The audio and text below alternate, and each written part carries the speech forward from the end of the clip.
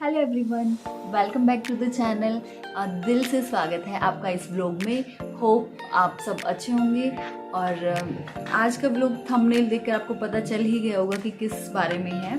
तो आज मैं आपसे शेयर करने वाली हूँ मेरी delivery story, whether it was caesarean और नॉर्मल डिलीवरी। तो जो पर्टिकुलरली ये वीडियो जो है वो बहुत हेल्पफुल होने वाला है जो प्रेग्नेंट लेडीज़ होती हैं, फर्स्ट टाइम प्रेग्नेंट जो होती हैं, क्योंकि उनके बहुत सारी क्वेरीज होती हैं कि नॉर्मल डिलीवरी कैसे होती है, नॉर्मल डिलीवरी के लिए क्या करना चाहिए, या सिजेरियन में क्या होता है, इस टाइप से। तो बहुत सारे क्वेश्चंस के आपको इस व्लॉग से जवाब मिल जाएंगे। तो बने रहिए आखिर तक मेरे साथ। Let's get started. तेरी मैं बलाएं लूं, तुझे मैं दुआएं दूं, तुझको मैं खुशियों के साए दूं, ख्वाबों को सजाए तू, आँखों में बसाए तू, तुझको मैं दूं सब जो। तो जब मैं फर्स्ट टाइम प्रेग्नेंट थी तो सबकी तरह मेरी मेंटेलिटी भी ये थी कि normal delivery is always better than the caesarean.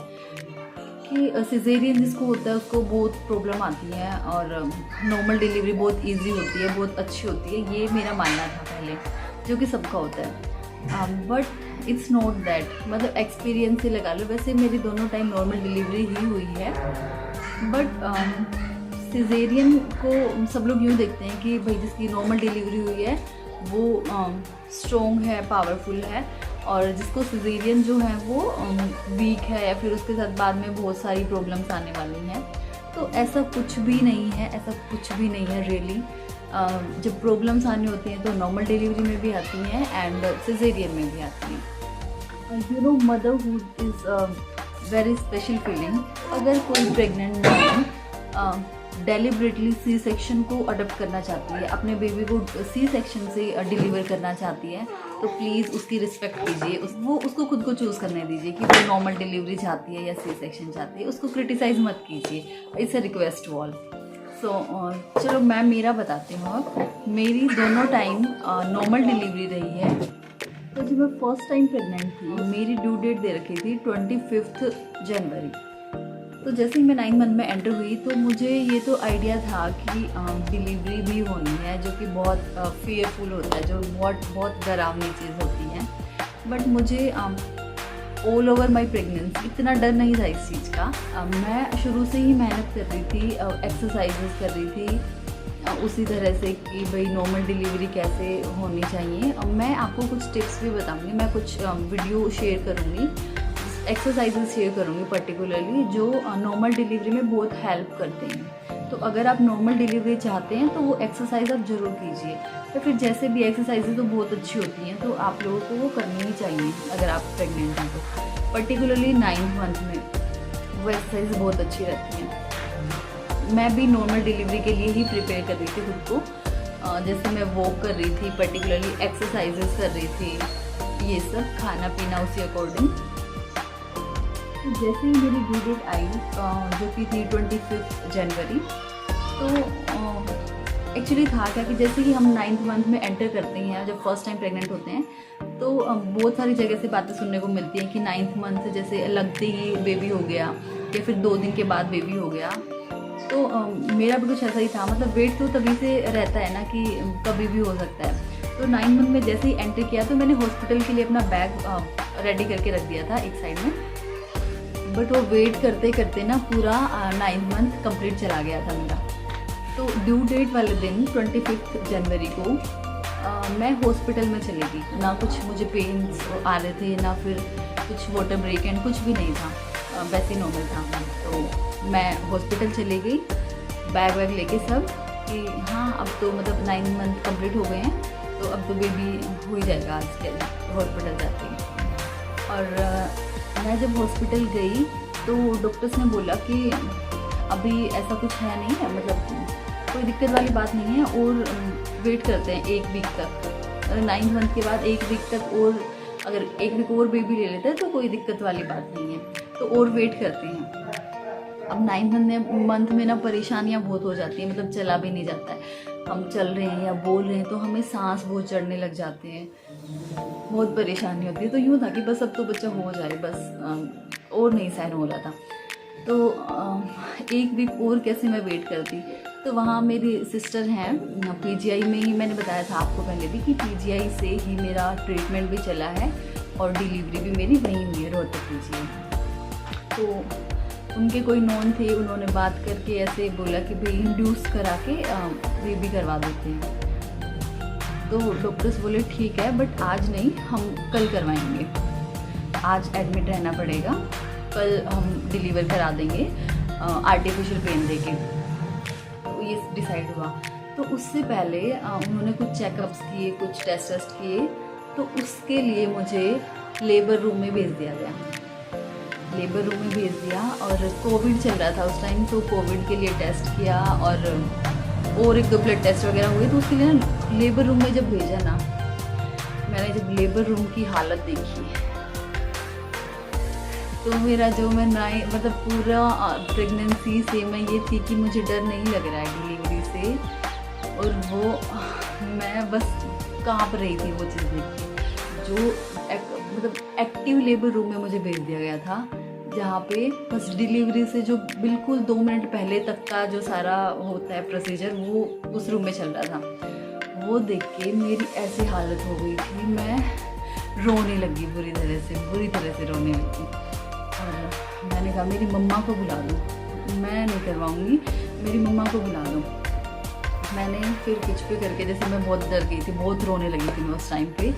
तो मेरी मम्मा वहाँ से आई, मतलब मेरे मायके से मम्मा आई मेरे पास, और रात को मुझे एडमिट रहना था। तो मम्मा मेरे पास ही थी, सेम बेड पे मम्मा थी। मैं मम्मा को बोल रही थी कि मम्मा मैं नहीं करूँगी, मम्मा मुझे करना ही नहीं है, मुझे नहीं डिलीवरी करवानी। तो मम्मा मुझे समझा रही थी कि अब इसको कहाँ लेके घूमेगी, इसका टाइम पूरा हो चुका है और उसको निकलना ही है बाहर। ये सब चीज़ें थी, मम्मा मुझे समझाई जा रही थी। मैं बहुत डरी थी, बहुत डर गई थी यार, मतलब इतनी से चिल्ला रही थी बहुत सारी ना। जैसे पीजीआई में ना सेपरेट रूम में नहीं होता है ऐसे डिलीवरी या फिर जो भी है, बहुत बड़ा हॉल होता है, उसमें बहुत सारे बेड होते हैं और वहीं पे बहुत सारी लेडीज़ होती हैं, प्रेग्नेंट लेडीज़ होती हैं डिलीवरी के लिए।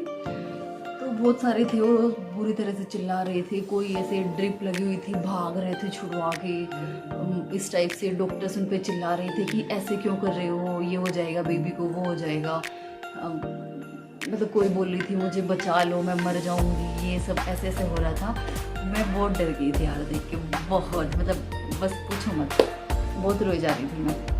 तो रात को मम्मा ने मुझे बहुत समझाया कि करना ही पड़ेगा, और अगर जैसे ये सब चिल्ला रहे हैं ना, वैसे अगर तू भी चिल्लाती रही ना तो तुझ पे भी डांट पड़ेगी, डॉक्टर डांटेंगे, और दूसरा फिर इजीली हो भी नहीं पाएगा, मतलब तो बहुत मुश्किल हो जाएगा। तो बेटर है कि तू चुपचाप अपना जो पेन हो उसको बर्दाश्त करियो और सब अच्छे से हो जाएगा। उधर से पापा मुझे कॉल किए जा रहे हैं कि तू तो मेरा बहादुर बच्चा है, ये है वो है, ऐसे थोड़ी डरते हैं ये सब था। तो फिर मैंने उस रात को मैंने धीरे धीरे थोड़ा मन बनाया और ये चीज़ सीख रही थी कि हाँ बस कुछ भी हो जाए, कितना भी पेन हो, मुझे चिल्लाना नहीं है, बिल्कुल भी नहीं चिल्लाना, ये चीज़ थी। ठीक है, तो नेक्स्ट ही हुआ मेरे कुछ चेकअप्स हुए बेबी के, जैसे हार्ट बीट वगैरह चेक करते हैं। तो आर्टिफिशियली मुझे पेन उन्होंने इंड्यूस किया अप्रोक्स 1 PM, फर्स्ट इंजेक्शन दिया था उन्होंने मुझे। तो उससे मुझे जो लगा लो 7 बजे तक, इवनिंग में 7 बजे तक मुझे बहुत हल्का हल्का सा पेन आ रहा था, जैसे कि हमारा मेंसेस के टाइम पे होता है वैसा ही पेन आ रहा था, धीरे धीरे तक था थोड़ा 7 बजे तक। फिर 7 बजे मुझे डॉक्टर ने सेकेंड इंजेक्शन दिया था।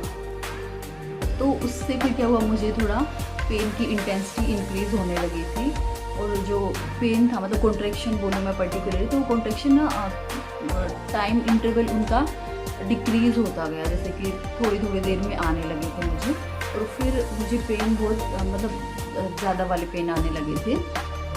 उसके बाद फिर क्या हुआ कि एक बार मतलब इंटरनल चेकअप के ड्यूरिंग मेरा वाटर ब्रेक हो गया था।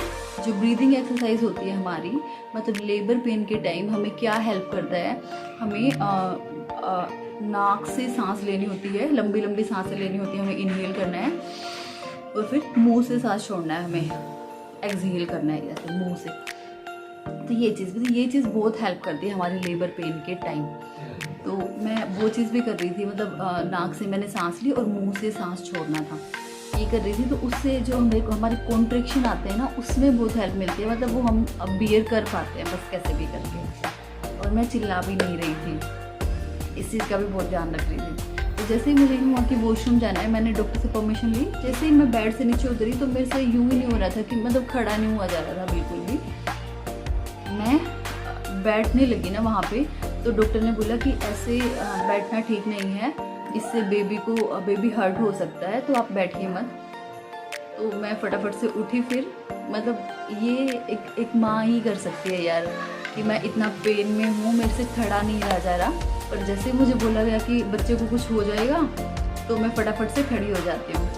और फिर मैं बस दीवार को पकड़ के, क्योंकि कोविड सीज़न था तो मेरे घर से कोई भी मेरे साथ अलाउड नहीं था, मेरा कोई भी फैमिली मेम्बर या फिर हस्बैंड्स तो होते ही नहीं है। ये बहुत बुरी चीज़ होती है, मतलब जो बहुत क्रूशियल फेज़ होती है उसमें हस्बैंड साथ नहीं होता है। हाँ, कुछ प्राइवेट हॉस्पिटल्स हैं जो सेपरेट रूम्स जहाँ पे अलॉट करते हैं, वहाँ तो करते हैं भाई हस्बैंड को अलाउ, बट वहाँ नहीं था, क्योंकि एक तो कोविड सीज़न था, तो कोविड में वैसे ही सेफ्टी पर्पज़ से मतलब किसी को नहीं आने दिया जाता। कोई भी मेरे साथ नहीं था, तो मैं ऐसे ही गोल को पकड़ के चल रही थी। बहुत बुरा हाल था, बहुत भयंकर वाले पेन्स आ रहे थे। तो उस टाइम पे मैं वॉशरूम गई।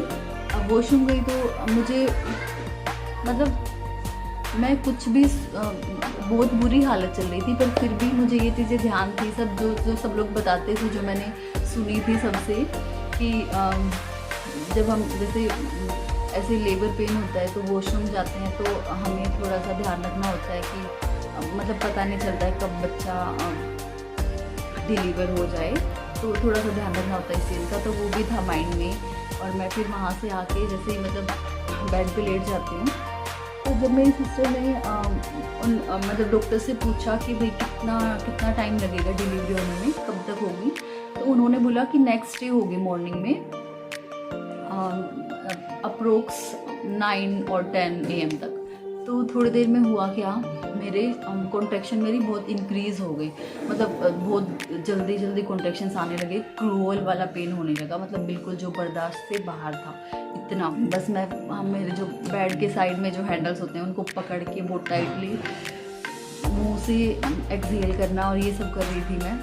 तो मैंने डॉक्टर्स को बोला कि मतलब मुझे बहुत ज़्यादा यूँ लग रहा था कि यार ऐसे है कि कुछ मतलब डिलीवरी बहुत जल्दी होने वाली है, मुझे ऐसा लग रहा था।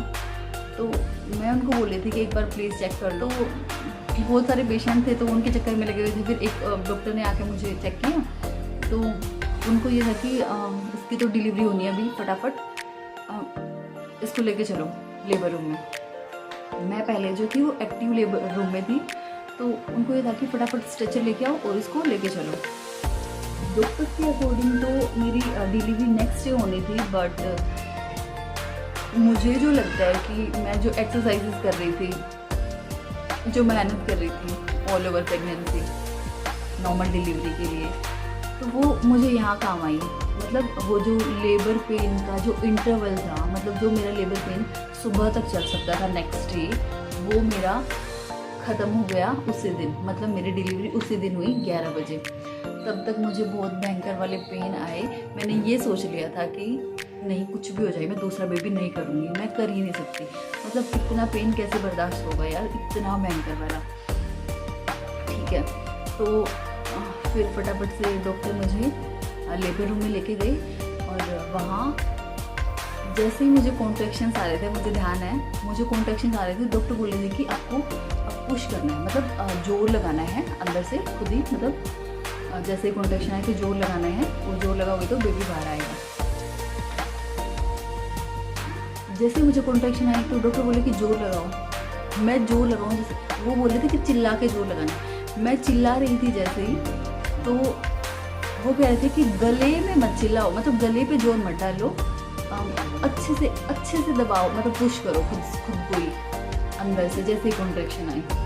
तो मैं बहुत ट्राई कर रही थी, हो ही नहीं रहा था मुझसे।